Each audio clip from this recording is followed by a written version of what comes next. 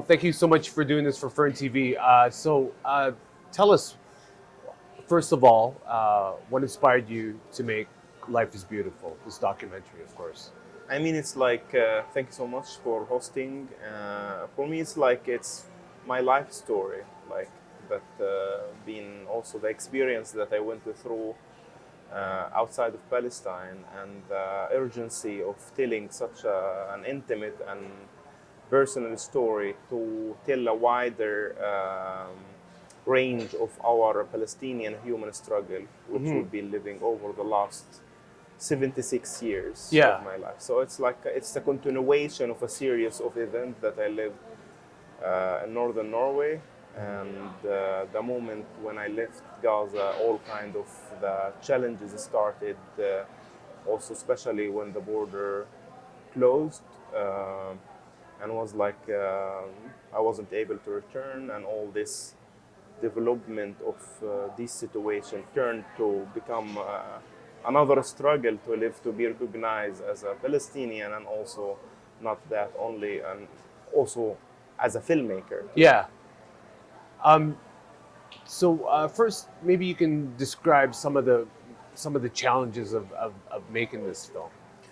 It's of course like it's first a challenge. It's a personal story, and it deals like with my personal life, and that's one level of the story itself. But also like like making a film while you're living a situation, it's also very difficult Yeah. because like when you it seems like it feels our life keeps like you're living in such a limbo that you are not escaping of it, like so it's Yeah. always been something new. But the fact that the story just it's between like the, let's say, the timeline of years is between 2014 to 2018, which is the core of the story, where what happened to me with the visa situation and all this living the forced exile, and how the transition between also for myself standing for my right to exist there too, and starting from below zero, from not only the temperature, which was like first time living a below zero temperature, Yeah. and also like Yeah. starting my life also from below zero Yeah. again, and with what's now, like Yeah. after this 3 months of visa. So it's all this series of situations Yeah. that led me, of course, to flip the camera towards myself and record all these moments and my diary to be able to put it all together now, since I know the result and what happened. So it was also a decision to make a film afterwards about all this, in the hope of making the world understand our human struggle and what Yeah. we go through, not only on a wartime, but also like in a normal daily life of our human struggle. So after watching this film, do you find this film therapeutic for you? I mean, meeting the audience, I think for me makes it also another level of. It's not like I didn't do the film as a therapy or like as something that I wanna move on my life. It's, of course, I wanna move on in my life too. Like for me, like it's an like there is a certain urgency you Yeah. see as a filmmaker, Yeah. and of course meeting the people afterwards and their question. Of course, I take that as something healing or some sort of, by sharing my knowledge or our kind of, like as I say, like highlighting the situation and our struggle. For me, it makes me like, as I say, sharing my pain in a hope that the world will understand what's Yeah. going on in my reality today, and what's going on now on the ground in Gaza over the last 7 months of this genocide, and how our family are still living these moments. Yeah. And I mean, the film itself is not about the war. It's not about war, and also the film was finished before, was done before the last 7 months of these attacks. But of course, it's relevant, and Yes, the film absolutely. became more relevant, unfortunately, today than any other time, because it speaks to you as a human. It speaks to you and tells you more about how is it to be a Palestinian, for example, and the question of identity Yeah. and what you face when you meet a new reality. Right. So Talk about, or what's it like to have the only Palestinian film here at Hot Docs? it's Yeah. very emotional and a bit sad. At the same time, I would have really loved if would have been a bit of focus on Palestine, especially if you compare when the war in Ukraine happened, how all the festival across the globe became.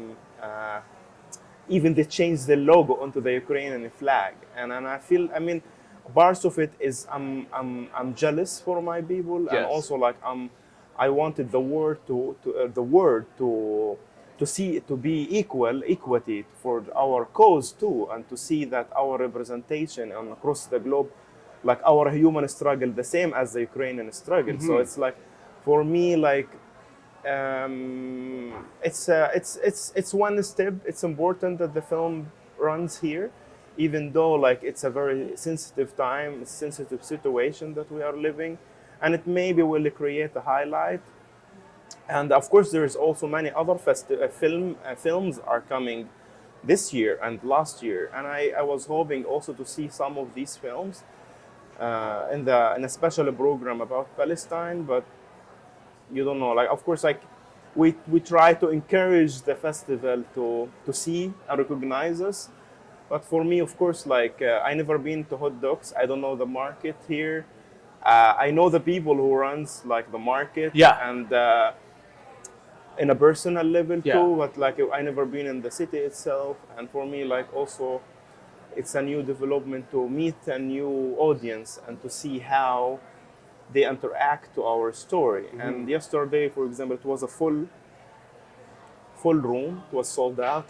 Nice. Also 10 in the morning. I think Yeah. it's like it tells a lot about how people, the passion of people on of seeing documentaries and news stories. And so I wish if the festival could have done a bit more, and and you know, because also like for us, like it's really been so heavy, 7 months, and we talk about 34, more than 34,000 of people have lost their lives with no reason, no reason, like for like half of this amount to be killed. Like Yeah.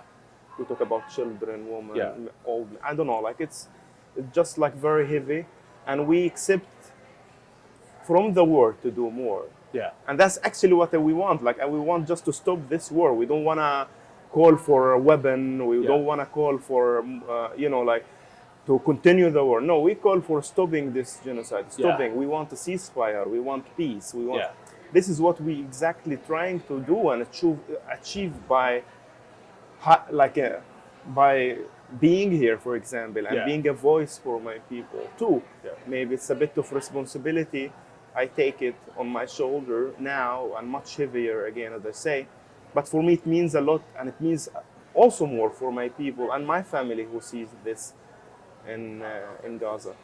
So, what do you want the audience to take home with them when they see I your said, film? yeah. I mean, I said yesterday we should de-weaponize the environment, de-weaponize it not only from weapon, but also from hate, from all sort of hatred that can create such a conflict or a war.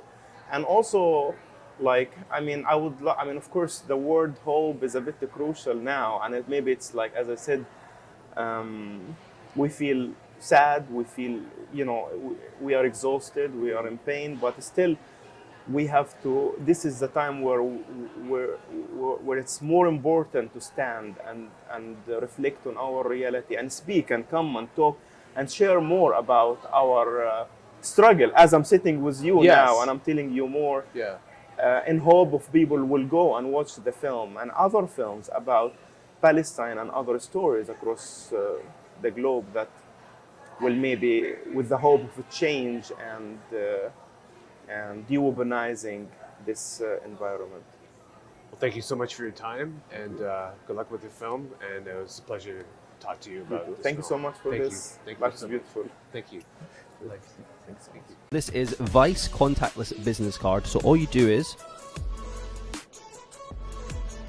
if you click on it, and you can put anything in there, website, all of that information. In one tap, share it with everyone. I think it's really good. Definitely something we could probably use as a business. If you change your job title, you don't have to go and get some more ordered and waste the old ones. Obviously, it's environmental as well. If something new, it's not out there yet, you could speak to your own customers and prospects, and it would be quite a good talking point.